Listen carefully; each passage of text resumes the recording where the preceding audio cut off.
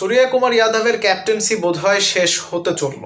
भारतेर टी-20 विश्वकप जयी कैप्टेन सूर्या कुमार यादवके कैप्टेंसि थेके सरानोर कथाबार्ता आमरा भारतीय मीडियाते शुनते पाচ্ছি এবং যাকে পরবর্তীতে ভারতের টি-20 দলের ক্যাপ্টেন করা হবে তিনি লম্বা সময় ধরে ভারতের টি-20 রাডারেই নেই। মানে লম্বা সময় ধরে তিনি ভারতের টি-20 দলে খেলছেন না। তিনি আর কেউ নন, পাঞ্জাব কিংসের ক্যাপ্টেন শ্রেয়াস আইয়ার। আইপিএলে পরপর 2টা সিজনে দুর্দান্ত পারফরমেন্স করেছেন, উইথ দ্য ব্যাট ক্যাপ্টেন্সিও ভালো করেছেন।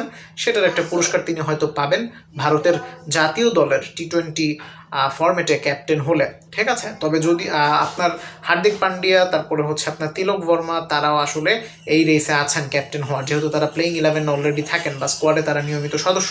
হুট করে উড়িয়ে এনে আপনার শ্রেয়াসকে ক্যাপ্টেন করে দেওয়া হয়তো হবে না। তবে শ্রেয়াস আইয়ারের ক্যাপ্টেন হওয়ার খবরটাই ভারতীয় মিডিয়াতে বেশি প্রচারিত হচ্ছে। সবই গুজব, সবই এখনও আপনার আলাপ আলোচনা, ডিসকাশন বলতে পারেন, গসিপ বলতে পারেন, কোনোটাই শিওর না। বাট মোটামুটি নিশ্চিতভাবে বলা যায় কে ক্যাপ্টেন হবে আমরা জানি না, তবে ক্যাপ্টেন্সি কে হারাবে এটা আমরা জানি। সূর্যা কুমার যাদব ক্যাপ্টেন্সি ডেফিনেটলি হারাতে চলেছেন। কি মনে করছেন এই বিষয়ে সেটা অবশ্যই কমেন্ট করবেন। Thanks for watching. আসসালামু আলাইকুম।